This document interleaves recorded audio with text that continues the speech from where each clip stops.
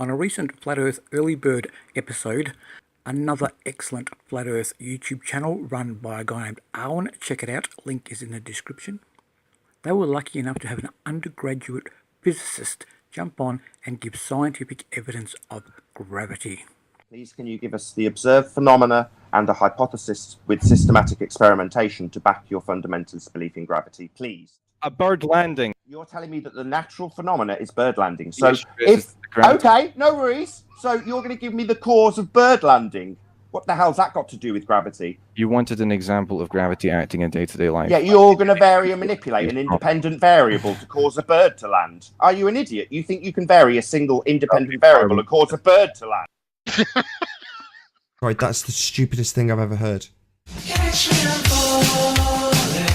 Catch me, I'm falling. Catch me, I'm falling. I'm falling.